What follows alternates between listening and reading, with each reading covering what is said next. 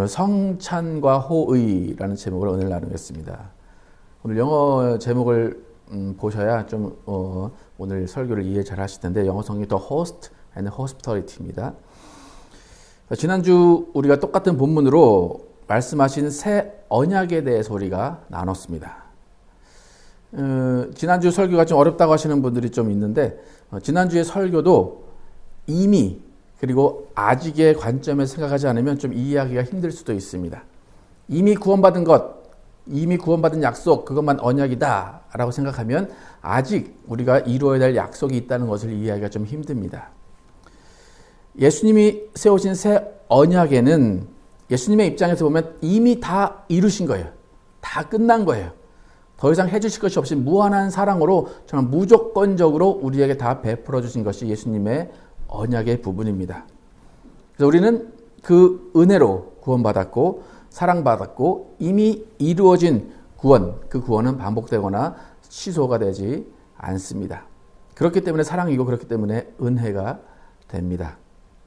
하지만 그 새 언약 안에는 강제성은 없다는 것이지만 그래도 예수님께서 기대하시는 것이 들어있다는 것을 우리가 알아야 됩니다. 강제성이 없다. 그것은 뭐냐면 지키지 않는다. 그래도 우리에게 해가 되는 것은 없다는 거예요.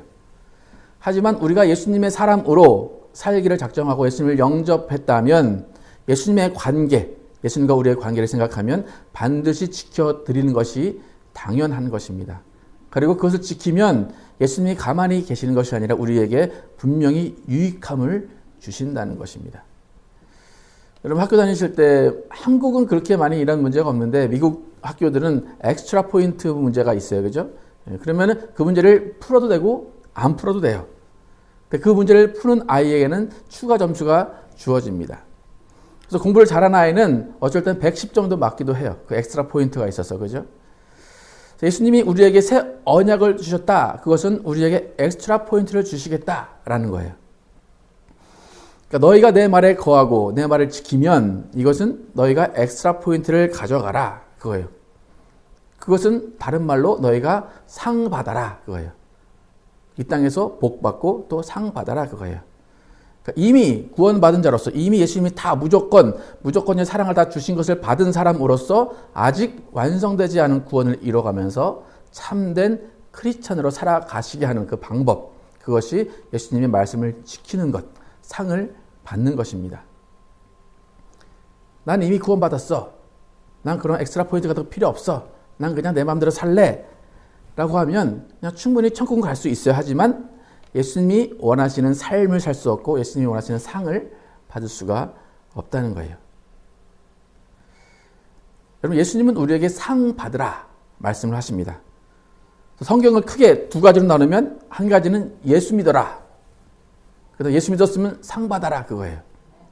여러분 예수 믿으셨습니까? 그럼 여러분 뭐 하셔야 됩니까? 상 받으셔야 됩니다. 그죠? 근데 중요한 것은 어떤 일을 해야 상을 받을 수 있는가 그거예요. 상을 다 받고 싶죠. 그죠? 근데 도대체 무슨 일을 하라고 예수님이 하셨고 어떤 일을 해야 상을 받는가 그거예요. 이제 아이들 뭐 성경학교 그럴 때 보면 달란트 시장 같은 걸 해가지고 상의 개념을 잘 알려주기도 하는데 과연 우리 어른들이 그 상의 개념 어떻게 하면 상을 받는가 어떻게 하면 예수님이 원하시는 그 복 그것을 받는가 우리가 한번 알아보겠습니다. 근데 그 상 받는 방법을 예수님은 성찬을 통해서 알려주셨습니다. 내 피로 맺은 새 언약이다. 거기 안에 상이 들어있어요. 예수님은 새 언약을 세우시고 교회를 세우셨어요. 그리고 교회 안에 우리들을 모아 주셨습니다. 예수님은 그 새 언약을 세우시면서 나를 기억하라 하셨어요. 새 언약을 세울 테니까 나를 기억하라. 성찬식은 예수님의 살과 피를 기념하는 것이기 때문에 이 성찬식은 교회의 심장과도 같아요. 모든 것이 성찬으로부터 나온다고 해도 과언이 아닙니다. 새 언약이 피로 맺어졌다. 여러분 독립운동 하는 사람들이 혈서를 써서 그 언약을 서로 맺은 다음에 이제 폭탄을 들고 일본군에게 들어가서 뭐 자폭을 하든지 폭탄을 던지고 잡히든지 해서 그 피로 맺은 언약을 지키기 위해서 노력하는 것처럼 교회는 예수님과 피로 맺은 새 언약을 지키기 위해서 정말 살아가야 됩니다. 그래서 바울은 예수님이 명하신 성찬의 의미를 설명을 하고 있습니다. 고린도전서 11장 23절에서 26절 함께 읽어보겠습니다. 시작. 내가 너희에게 전하는 것은 주께 받은 것이니 곧 주 예수께서 잡히시던 밤에 떡을 가지사 축사하시고 떼어 이르시되 이것은 너희를 위하는 내 몸이니 이것을 행하여 나를 기념하라 하시고 식후에 또한 그와 같이 잔을 가지시고 이르시되 이 잔은 내 피로 세운 새 언약이니 이것을 행하여 마실 때마다 나를 기념하라 하셨으니 너희가 이 떡을 먹으며 이 잔을 마실 때마다 주의 죽으심을 그가 오실 때까지 전하는 것이니라. 그러니까 새 언약의 의미는 뭐냐면 예수님을 기념하는 거예요. 기억하는 거예요. 기억하는 것에 끝나는 것이 아니라 예수님을 전한다는 거예요. 기억하고 기념하고 전한다. 그것이 새 언약이에요. 그러니까 기억한다라는 것은 뭡니까? 이미 이루신 일을 기억하고 기념한다는 거예요. 전하라. 그것은 아직 전해야 될 사람들이 있기 때문에 우리가 전하는 삶을 살아야 된다는 거예요. 그러니까 새 언약, 성찬 안에는 기념과 전하는 의미와 아직의 의미가 포함이 되어 있다는 겁니다. 그래서 우리가 해야 될 일은 전하는 거예요. 우리가 기념은 다 해요. 그런데 우리가 전하는 일에서 상을 받을 수 있다는 거예요. 여러분 전하라. 여러분 제가 그냥 뜬금없이 여러분 예수님을 전하십시오. 그럼 여러분은 어떤 생각부터 드십니까? 전하십시오. 전도하자. 그죠? 뭘 얘기해야 될까? 나 전도 한 번도 해본 적도 없고 난 내성적이라서 사람들 만나서 얘기도 못하는데 어떻게 해야 되나 그렇게 생각이 들죠. 우리는 기본적으로 전하라 하면 전도라는 의미를 생각을 합니다. 그러니까 혈맹을 맺은 독립투사들이 폭탄을 가지고 정말 전장에 뛰어 들어가는 것처럼 우리는 세상으로 이 말씀을 가지고 뛰어 들어가야 된다라고 생각을 합니다.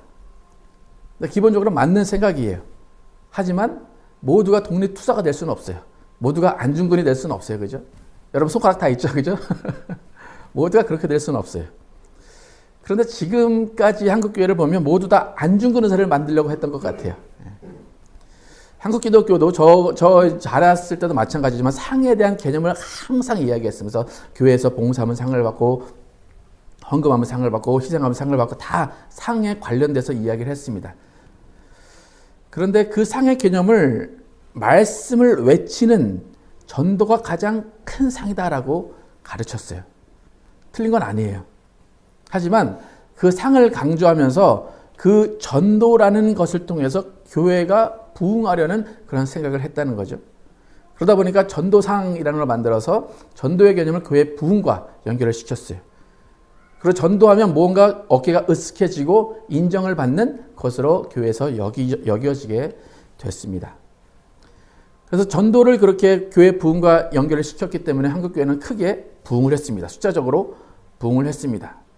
그리고 20, 30년 전에는 전도학교라는 것도 많았어요. 그래서 전도학교를 가가지고 이렇게 전해라 라고 하고 그 전도학교의 마지막 코스가 뭐였냐면 길거리에 가서 외치는 거예요. 저희 때는 지하철 전도라고 해가지고 지하철에서 외쳐야 그 전도학교가 졸업이 됐어요. 네. 그러니까 전도지 나눠주고 이렇게 말씀을 딱 정해서 이걸 전해주면 됩니다. 그리고 저 사람이 생각이 바뀔 때까지 물고 늘어져야 됩니다. 혹은 피켓 들고 나가서 서 있어야 됩니다.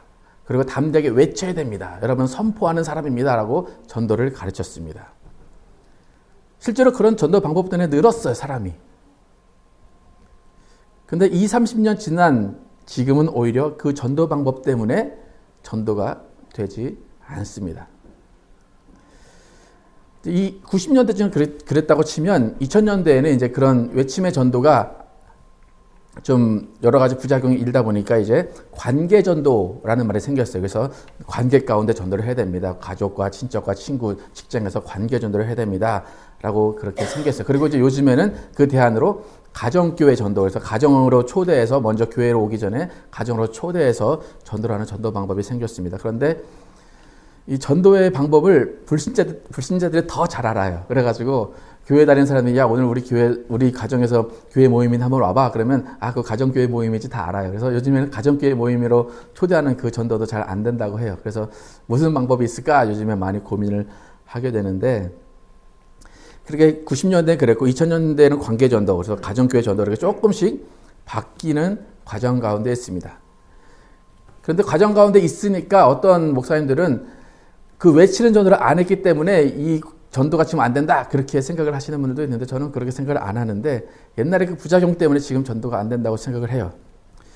그래서 30년 정도 이렇게 그런 전도 방법이 지나고 나서 저는 이렇게 무작정 외치는 전도가 많이 없어졌다고 생각을 했는데 이번 평창 동계올림픽에서 그런 사람들이 여전히 있다는 것을 우리가 알게 됐습니다.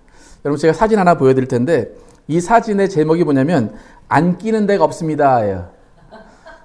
그러니까 그냥 앞뒤 상황을 모르고 그냥 안 끼는 데가 없습니다. 그래서 딱 이거 또 기독교구나 제가 생각을 해서 여러분 이 사진 보시면 봅슬레이 경기하는 모습인데 이 화면은 실제 중계에서 정말 1초에 싹 지나가는 장면이에요. 봅슬레이가 싹 지나가기 때문에 1초에 딱 지나가는데 이 사진을 보고 누가 욕을 했어요. 어떤 욕을 했을까 하면 여러분 찾아보시기 바랍니다. 뭐가 문제일까요? 봅슬레이에 노란 리본이 달려있나요? 아니면 뭐가 문제일까요? 발견하셨습니까, 여러분? 왜 욕을 했을까? 안 끼는 데가 없다. 왜 욕을 했을까? 여러분 발견하셨습니까? 뭐가 문제입니까? 그죠? 현우 알겠어요? 사인 있어요. 현우도 압니다. 예, 정말 1초에 싹 지나가는 건데 저 표면을 딱 들고 있었어요. 근데 불신자들은 저 잘 알아요. 저걸 딱 발견했어요. 그리고 이분은 참 머리가 좋으신 것 같아요. 노란색에 검은색이 잘 든다는 걸 아셨던 것 같아요. 그래서 이걸 딱 들고 있었어요. 이분의 생각을 제가 알지는 못하지만 이분은 아마 이걸 들고 있으면 하나님이 기뻐하실 거야. 온 세계에 나는 선교할 수 있을 거야 라고 생각을 했을 거예요. 여러분 저 노란 팻말에 담긴 말은 진리입니다. 그죠? 네. 당연히 저거는 진리예요. 하지만 저 행동은 진리를 전하는 바른 행동이 아니었다는 거예요. 예수님은 분명히 상을 받아라, 나를 전해라 하셨어요. 하지만 저렇게 온 세상에 1초 지나가는 그 화면을 위해서 저렇게 들고 있는 저 노력을 하라고 하지는 않으셨을 거예요. 예수님은 우리와 피로 새 언약을 맺으셨습니다. 분명히 예수님은 예수님의 죽음과 부활을 전해주기 원했고 예수님 믿어 천당 간다는 것을 전해주기를 원하셨어요. 또 그 일에 상이 있다고 말씀을 하셨어요. 그런데 그 일을 누구를 협박하거나 누구에게 어떤 나쁜 감정을 일으키면서 하라고 하지는 않으셨다는 거예요. 예수님이 성경에서 상이라고 말씀을 하실 때는 저렇게 편말 드는 것, 예수의 이름을 가지고 나가서 윽박 지르는 것, 그것을 말씀하지 않으셨어요. 오히려 착한 행실을 말씀을 하셨다는 거예요. 남 몰래 호의를 베풀고 서로 사랑하는 모습으로 착한 행실을 보일 때 너희에게 상이 있을 것이다. 그렇게 말씀을 했었어요. 예수님이 상이라는 말씀을 하실 때 어떻게 말씀하셨는지 한번 세 구절을 함께 보도록 하겠습니다. 마태복음 5장 또 6장, 누가복음 6장 함께 보겠습니다. 너희가 마태복음 5장부터 읽겠습니다. 시작. 너희가 너희를 사랑하는 자를 사랑하면 무슨 상이 있으리요? 세리도 이와 같이 아니하느냐. 예. 너희가 너희를 사랑하는 자, 그러니까 사랑하지 않는 자를 사랑할 때 상이 있다. 분명히 상이 있다 그러죠. 마태복음 6장 읽겠습니다. 시작. 사람에게 보이려고 그들 앞에서 너희 의를 행하지 않도록 주의하라. 그리하지 아니하면 하늘에 계신 너희 아버지께 상을 받지 못하느니라. 그러므로 구제할 때 외식하는 자가 사람에게서 영광을 받으려고 회당과 거리에서 하는 것 같이 너희 앞에 나팔을 불지 말라. 진실로 너희에게 이르노니 그들은 자기 상을 이미 받았느니라. 여기 상을 말씀하실 때도 보이지 않게 구제하라. 그렇게 말씀하시죠. 또 누가복음 6장 읽겠습니다. 시작. 오직 너희는 원수를 사랑하고 선대하며 아무것도 바라지 말고 꾸어주라. 그리하면 너희 상이 클 것이요 또 지극히 높으신 이의 아들이 되리니 그는 은혜를 모르는 자와 악한 자에게도 인자하시니라. 여기도 원수를 사랑하고 선대하라. 그런 상이 있다 말씀하세요. 분명히 예수를 전해야 되고 귀신도 쫓아야 되고 무슨 그런 능력을 행하는 것도 예수님이 말씀하셨지만 상에 관해서 말씀하실 때 분명히 예수님은 이렇게 말씀하셨다는 거예요. 서로 사랑하라, 구제하라, 호의를 베풀어라, 남 몰래 선행해라. 예수님이 하늘에 올라가실 때 내가 너에게 분부한 모든 것을 가르쳐 지키게 하라 말씀하셨어요. 그래서 우리가 이제 제자 훈련하면 이 말씀을 가지고 이제 근거 구절을 삼습니다. 가르쳐 지키게 하라 하기 때문에 제자 훈련을 해야 된다. 맞습니다. 그런데 예수님이 가르쳐 지키게 하라라고 하셨을 때 그 분부한 게 뭐였느냐는 거예요. 분부한 것이 무엇이었느냐. 예수님이 분부하신 것이 과연 이론적인 설명이었을까? 아니면 삶을 어떻게 살아라 였을까? 제자들에게 분부하신 것이 무엇일까? 오늘 예수님이 제자들에게 분부하신 것을 성찬에서 찾을 수 있어요. 예수님이 죽기 바로 전에 분부하신 것, 그것이 유언이라는 거예요. 그렇기 때문에 예수님이 제자들에게 분부하신 것을 우리는 성찬에서 분명히 찾을 수가 있다는 거예요. 피로 맺은 새 언약이다. 나를 기념하라. 나를 전해라 하셨어요. 성찬을 영어로 여러 가지로 표현하는데 The Lord's Supper 아니면 Communion, The Eucharist라고 표현해요. 그리고 또 한 가지는 The Host라고 표현을 합니다.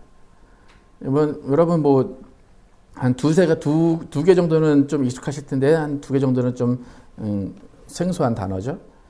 근데 오늘 제가 여러분에게 소개해드릴 단어는 더 호스트예요. 예수님이 분부하신 내용은 더 호스트와 연결이 될 수 있습니다. 우리가 그냥 영어로 우리가 잘 알고 있는 영어 단어 호스트의 그 뜻이 뭡니까? 주인이라는 거죠. 주인. 호스트는 주인이라는 거예요. 그래서 성찬은 더 호스트다 라고 하면 그냥 주인인가? 라고 생각할 수 있어요. 그런데 이 호스트라는 단어의 라틴어 어원이 호스티스예요.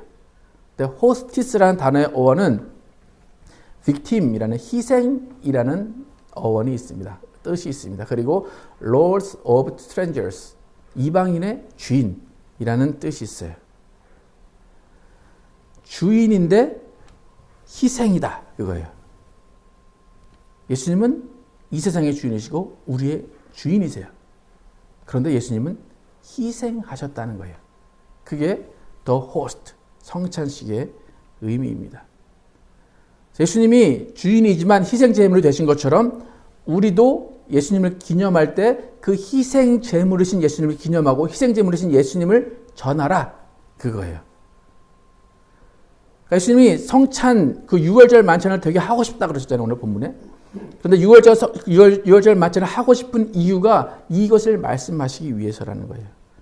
희생제물로 지금 죽어가는 나를 기념하고 나를 전해라. 근데 어떻게 전하라고 말씀을 안 하셨어요. 과연 어떻게 전해야 될까? 희생제물이신 예수님을 전하는 것은 우리가 노란 편말 들고 그렇게 전하는 것이 아니라 정말 새 언약의 일꾼이 돼서 예수님과 똑같은 호스트가 되는 거예요. 주인이지만 희생하는 그런 삶을 살면서 예수님이 하려고 했던 그 인생을 함께 살아가는 그것을 통해서 예수님이 전하라 하신 명령을 지키게 된다는 거예요. 예수님이 분부하신 것, 가르쳐 지키게 하라, 나를 기념하라, 전하라, 그것은 오늘 이 더 호스트와 연결할 수 있습니다. 예수님은 우리의 주인이세요. 그리고 예수님은 우리를 초청하셨어요. 여러분이 예수님의 초청에 응하셨다면 여러분이 예수님이 왜 초청하시는지를 아셔야 되고 그 초청에 응한 사람으로서 여러분도 주인으로 또 여러분이 호스트로서 다른 사람을 초청하는 삶을 살아야 된다는 거예요. 그것이 예수님이 성찬을 통해서 알려주신 것이에요.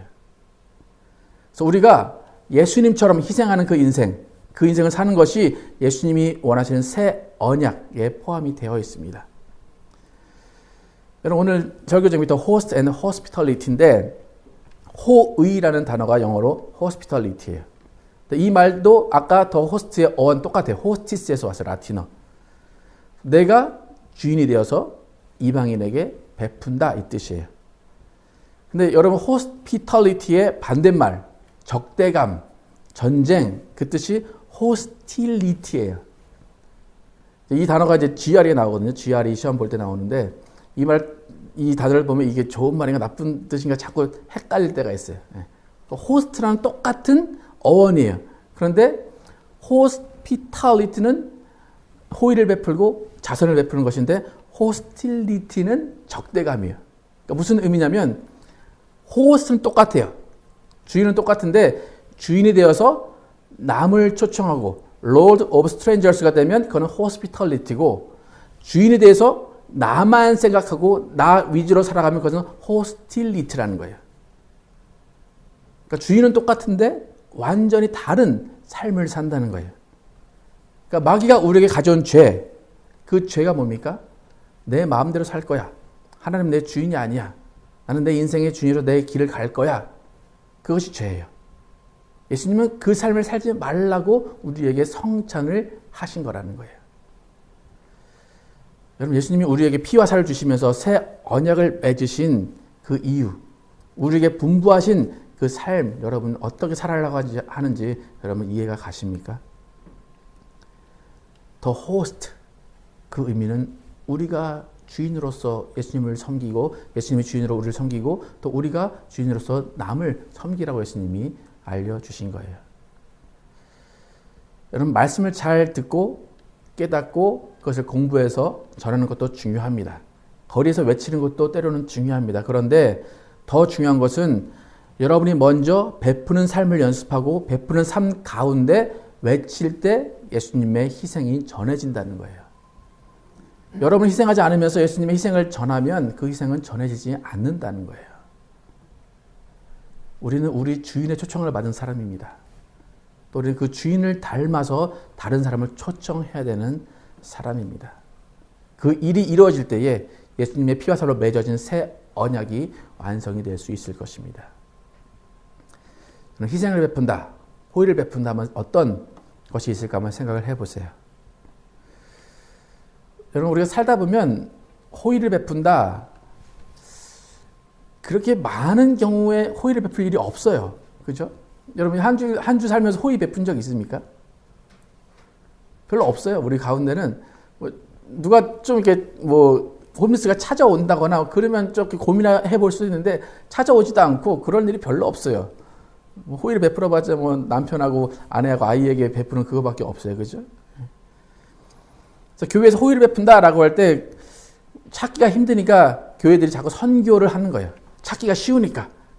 호의를 베풀 대상을 밖에서 찾으면 찾기가 쉬우니까 교회는 자꾸 선교를 하자 그래서 선교를 이렇게 자주 하는 것이 교회의 모습입니다. 그래서 그 모습으로 우리는 호의를 베풀고 그 모습으로 우리는 베풀 수 있는 삶을 살 수 있어요. 근데 그렇게 멀리 있는 사람들 돕는 것도 좋긴 한데 출발이 어떻게 출발을 하느냐, 호의를 베푸는 삶, 우리가 베푸는 삶을 어떻게 출발하느냐, 제가 생각할 때는 그냥 여러분의 일상 가운데 웃는 것부터 시작을 하시면 된다고 생각을 해요.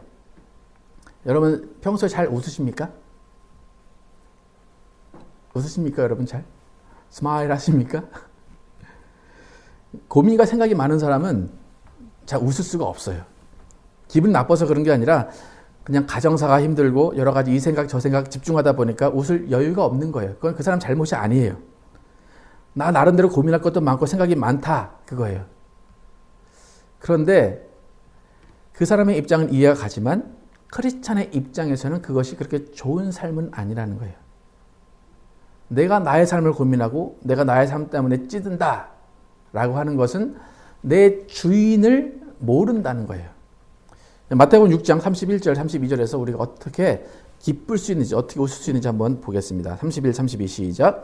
그러므로 너희는 무엇을 먹을까 무엇을 마실까 무엇을 입을까 하고 걱정하지 말아라. 이런 것들은 모두 믿지 않는 사람들이 애써 구하는 것이다. 하늘에 계신 너희 아버지께서는 이 모든 것이 너에게 있어야 할 것을 다 알고 계신다. 하나님이 다 아시는데 우리는 고민하고 생각하고 우리는 그것 때문에 심란할 때가 많다는 거예요. 그렇게 되면 웃음을 잃게 돼요. 우리는 때로 심각하게 고민을 해야 될 때도 있지만 여러분 대부분 웃음을 띠고 사시기 바랍니다. 우리가 웃어야 되는 이유는 뭐냐면 하나님이 우리의 모든 괴로움과 걱정과 근심을 다 아시기 때문이고 대신 울어주고 계시고 대신 고민하고 계시고 대신 걱정해 주고 계시기 때문이에요. 여러분, 하나님이 여러분의 인생을 지금 이끌어 가신다는 것을 믿으십니까? 하나님이 여러분의 인생을 성실하게 지금 일하고 계시다는 걸 여러분 믿으십니까? 그럼 여러분 고민할 필요가 있겠습니까? 여러분의 일이 안 풀려도 하나님이 잘 성실하게 일하고 있다 생각하면 얼마나 재밌겠습니까, 여러분? 여러분, 남편과 아내가 성실히 일하고 있다, 여러분 생각해 보세요. 기쁘지 않을까요? 하나님이 성실히 여러분의 삶을 위해서 일하고 계세요. 하나님은 그 일에 만족하고 계세요. 여러분의 삶이 어떻든 간에 하나님은 여러분의 인생, 여러분의 삶에 만족하고 계시다는 거예요. 기쁘게 일하고 계시다는 거예요. 그러니까 여러분도 그 만족감을 알고 하나님이 기뻐하시는 것처럼 여러분은 기뻐하시면 된다는 거예요. 우리가 웃을 수 있는 이유, 우리가 호의를 베풀 수 있는 이유는 하나님이 우리의 인생의 주인이 되셔서 우리에게 먼저 호의를 베풀어 주셨기 때문에 우리는 그 호의를 받고 기뻐하고 그 호의를 받은 것을 또 다른 사람에게 전해줄 수 있다는 거예요. 오늘 찬양도 했는데 여러분 예수님의 희생 다 받으셨습니까? 받으셨습니까? 예수님의 호의 다 받으셨습니까, 여러분? 그럼 여러분 뭐 해야 됩니까? 웃으면 됩니다. 웃고 누군가가 여러분에게 호의를 베풀어 달라 하면 마음껏 베풀어 주면 됩니다. 예수님이 그거 하라고 교회를 만들어 놓으신 거예요. 그거 하라고 새 언약을 맺어 주신 거예요. 새 언약, 거기에는 우리가 할 일이 있는데 그 우리의 할 일은 전도도 좋지만 전도보다 우리가 먼저 베푸는 사람이 되는 거예요. 베푸는 사람으로 말씀을 전할 때 그 말씀이 효력이 있다는 거예요. 여러분, 예수님이 세우신 피로 세우신 새 언약으로 맺어진 교회 공동체인 것을 기억하시고 그 공동체 안에서 서로 베풀고 서로 호의를 베풀면서 또 공동체가 세상에 보여줘야 하는 사랑하고 호의를 베푸는 것, 그 대접하는 것, 그 인생을 세상에 보여줄 때에 예수님이 이 세상에 전해질 것입니다. 그래서 우리 모두는 항상 웃는 얼굴로 성도들을 대하시고 가진 것을 나누어주는 더 호스트의 인생을 사시는 여러분과 제가 되기를 예수 이름으로 축원합니다.